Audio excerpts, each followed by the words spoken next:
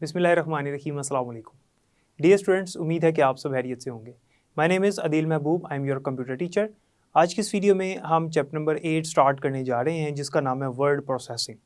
आज हम इसका ओवरव्यू देखेंगे और देखेंगे कि what is word processor, word processing क्या होती है और ये आज के दौर में किस तरह से की जा रही है, ये भी हम देखेंगे। और हम ये पढ़ेंगे कि वर्ड प्रोसेसर सॉफ्टवेयर क्या होता है, ये कौन सी एप्लीकेशन है और इसको किस तरह से इस्तेमाल किया जाता है। और याद रखिएगा डियर स्टूडेंट्स, ये चैप्टर हमारा प्रैक्टिकल चैप्टर है, तो इसमें हमने प्रैक्टिकल चीज़ें भी डिस्कस करनी है। तो चलते हैं लेक्चर की तरफ। डियर स्टूडेंट्स, चैप्टर का नाम है वर्ड प्रोसेसिंग। सबसे पहले तो ये समझना ज़रूरी है कि वर्ड प्रोसेसिंग से मुराद क्या है और इसका कहाँ कहाँ पर इस्तेमाल किया जा रहा है।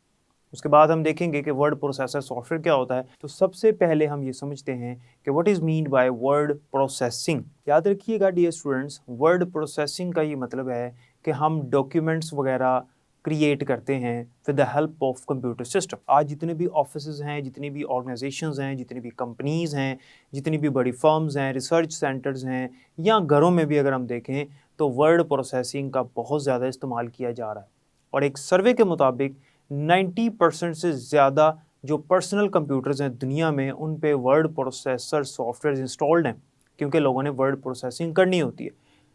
किसी ज़माने में जितना भी वर्क था वो इस तरह से हुआ करता था कि लोग मैनुअल लिखा करते थे, अपने रिकॉर्ड्स वगैरह लिखते थे, या डॉक्यूमेंट्स अगर लिखने हो तो मैनुअल लिखते थे, like applications, letters, memos, reports वगैरह वो हाथ से लिखे जाते थे। इसे मैनुअल राइटिंग कहते हैं। लेकिन अब दौर बदल चुका है, अब दौर चेंज हो गया है। जितना भी पेपर वर्क है और जितनी भी राइटिंग होती है वो इस तरह से मैनुअल नहीं की जाती, बल्कि कंप्यूटर के ज़रिए से की जाती है। इस प्रोसेस को हम वर्ड प्रोसेसिंग कहते हैं। हमारे जितने भी इदारे हैं, अगर आप अपने घरों में देखें, अगर आप किसी भी ऑर्गेनाइजेशन में देखें, किसी भी ऑफिस में चले जाएं, अपने एजुकेशनल इंस्टीट्यूट्स के अंदर ही देख लें कि आप जिस भी कॉलेज में पढ़ रहे हैं, जिस भी स्कूल में आपने पढ़ा, अगर आप पेपर देंगे आगे जाकर तो आप देखेंगे कि वहाँ पर जो आपको पेपर मिलता है वो प्रिंटेड पेपर होता है और टाइप्ड होता है। वो वर्ड प्रोसेसिंग के ज़रिए से राइट किया गया, टाइप किया गया और उसके बाद उसका प्रिंट लेकर आपको दिया गया। तो वर्ड प्रोसेसिंग के ज़रिए से हम ना सिर्फ कंप्यूटर के अंदर डॉक्यूमेंट्स को राइट कर सकते हैं, टाइप कर सकते हैं, बल्कि हम उसका प्रिंट आउट भी ले सकते हैं। और ये सिर्फ इलेक्ट्रॉनिक टाइपिंग ही नहीं है, बल्कि हम इसके अंदर इमेजेस और ग्राफिक्स वगैरह भी ऐड कर सकते हैं और इसके अंदर हम चेंजिंग्स भी कर सकते हैं। मार्केट में बहुत सारे वेंडर्स हैं जो कि वर्ड प्रोसेसिंग सॉफ्टवेयर्स बनाते हैं। हमने इस कोर्स में स्पेसिफिकली एमएस वर्ड यानी माइक्रोसॉफ्ट वर्ड के बारे में पढ़ना है। ये एक ऑफिस ऑटोमेशन का सॉफ्टवेयर है।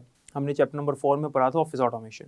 हमने पढ़ा था कि ऑफिस ऑटोमेशन का मतलब है कि ऑफिस के जितने भी टास्क हैं वो कंप्यूटर के जरिए से परफॉर्म करना है, इसे ऑफिस ऑटोमेशन कहते हैं। तो ऑफिस ऑटोमेशन के सॉफ्टवेयर्स में जो एक बहुत ही पॉपुलर सॉफ्टवेयर है, जो कि हर ऑफिस में आज मौजूद है, तकरीबन हर ऑफिस में आज मौजूद है, उसे हम कहते हैं एमएस वर्ड।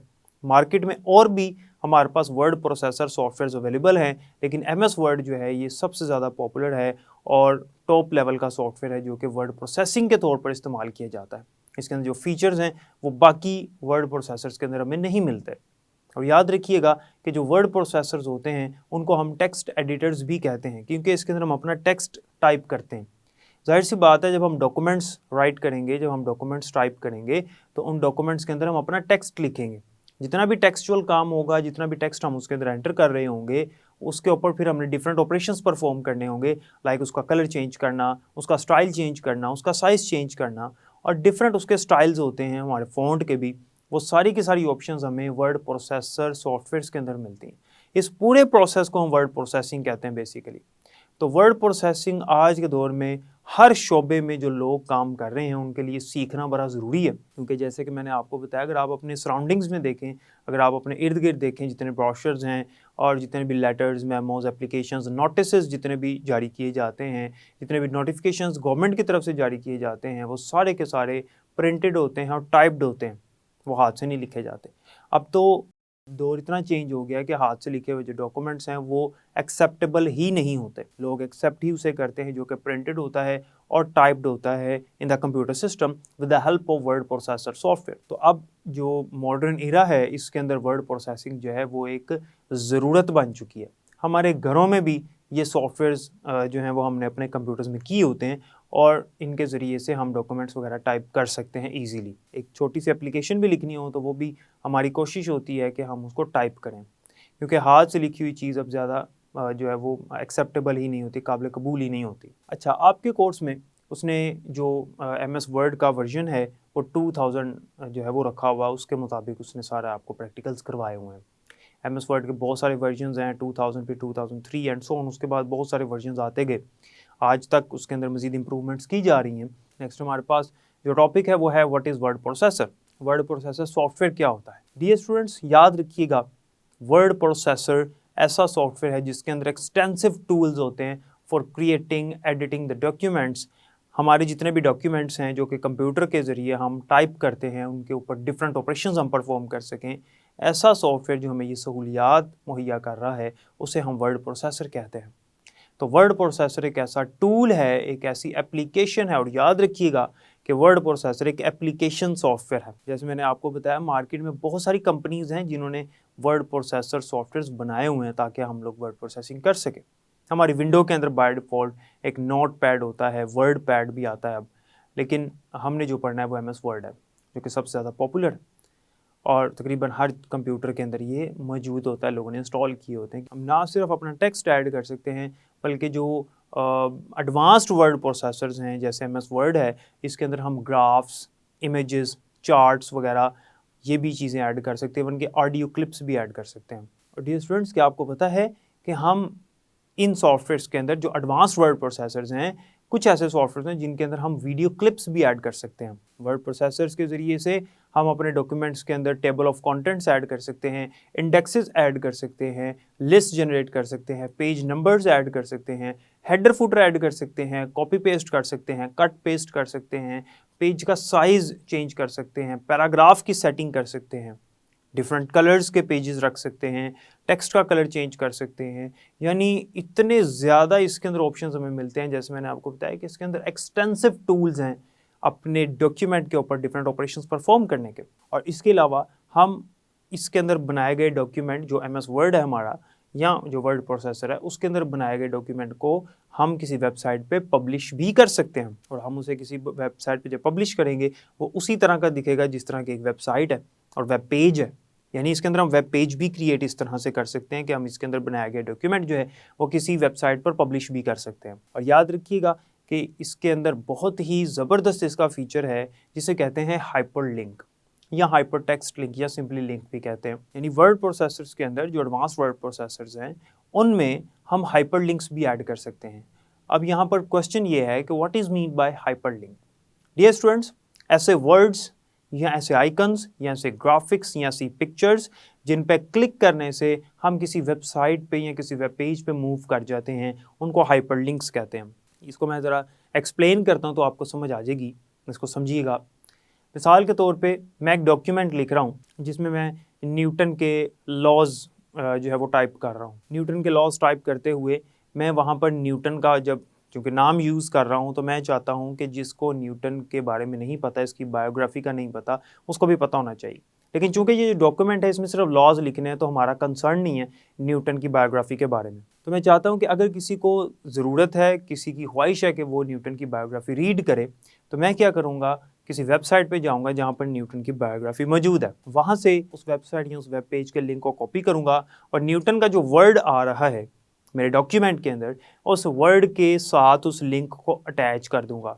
अब क्या होगा कि वो लिंक तो नहीं नज़र आएगा, लेकिन वो जो न्यूटन का वर्ड है वो ब्लू हो जाता है।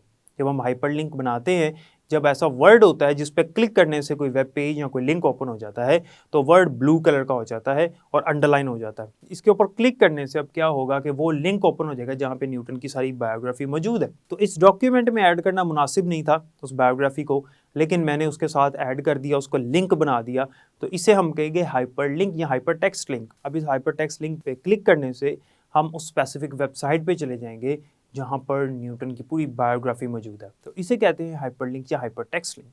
आपने देखा होगा कि कुछ डॉक्यूमेंट्स हम रीड कर रहे हों, कोई वर्ड फाइल होती है या डॉक्यूमेंट फाइल होती है, उसमें नीचे लिखा होता है for more information click here. वो जो लिखा हुआ है क्लिक हेयर, बेसिकली वो हमें एक वर्ड ही नज़र आ रहा है, एक टेक्स्ट नज़र आ रहा है, लेकिन जब हम उसके ऊपर क्लिक करेंगे तो वो एक वेबसाइट ओपन हो जाएगी हमारे ब्राउज़र में।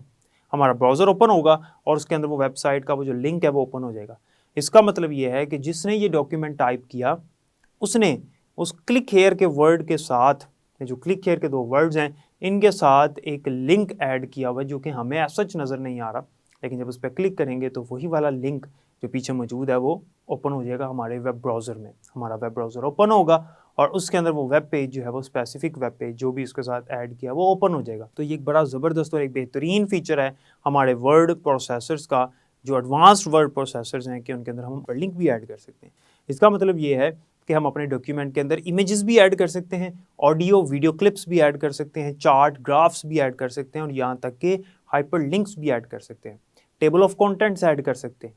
अब आपको हाइपरलिंक का मैंने समझा दिया। टेबल ऑफ कंटेंट आपके बुक के शुरू में जहाँ पे चैप्टर का नाम और चैप्टर नंबर और पेज नंबर होता है इसे टेबल ऑफ कंटेंट्स कहते हैं। इंडेक्सेस जो आपकी बुक के लास्ट पे होते हैं उन्हें इंडेक्सेस कहते हैं। जब आप टेबल ऑफ कंटेंट्स ऐड करते हैं तो चैप्टर का नाम लिखते हैं तो वो ऑटोमेटिकली, ये फीचर है वर्ड प्रोसेसर्स के अंदर कि वो ऑटोमेटिकली पेज नंबर ऐड कर देता है। उसको पता होता है कि ये चैप्टर किस पेज नंबर से शुरू हो रहा है, वो ऑटोमेटिकली ऐड कर देता है। ये फीचर है इसके अंदर, हमने लिंक कर दिया होता है उसको उसके साथ, हमें पेज नंबर ऐड करने की ज़रूरत नहीं है, बहुत पेज नंबर लगा देता है। तो बहुत सारे इसके अंदर ऑटोमेटिक फीचर्स भी होते हैं। अब पहले क्या होता था, पहले टाइपराइटर के जरिए से टाइपिंग हुआ करती थी। जब वर्ड प्रोसेसर सॉफ्टवेयर नहीं थे तो टाइपराइटर्स के जरिए से टाइपिंग होती थी और ऑन द स्पॉट टाइपिंग होती थी। अगर कोई मिस्टेक हो गई है, कोई गलती हो गई है, अब हम उसको इरेज नहीं कर सकते, डिलीट नहीं कर सकते जिस तरह आज कर सकते हैं, हमें उसको बाद में कट करना पड़ता था। लेकिन अब क्या होता है कि हम चूंकि कंप्यूटराइज्ड ये काम कर रहे हैं तो प्रिंट लेने से पहले हम उसको प्रूफ रीड भी कर लेते हैं और इरेज कर सकते हैं, डिलीट कर सकते हैं, अपने टेक्स्ट को एक जगह से दूसरी जगह मूव कर सकते हैं। हमने एक पैराग्राफ ऊपर लिखा है, मैं चाहता हूँ ये पैराग्राफ नीचे होना चाहिए था, तो मैं उसको इजीली मूव करके नीचे लेकर आ सकता हूँ 3-4 पैराग्राफ्स के बाद। तो ये एडवांटेजेस हैं वर्ड प्रोसेसर सॉफ्टवेयर्स के। तो टाइपराइटर में ऐसा नहीं हो सकता था। हम अपने टेक्स्ट का साइज़, स्टाइल, कलर, ये सारी चीज़ें चेंज कर सकते हैं, फ़ॉन्ट्स डिफरेंट हम उसके अंदर ऐड कर सकते हैं। सो इसे कहते हैं वर्ड प्रोसेसर सॉफ्टवेयर, जो हमने इस कोर्स में डिस्कस करना है।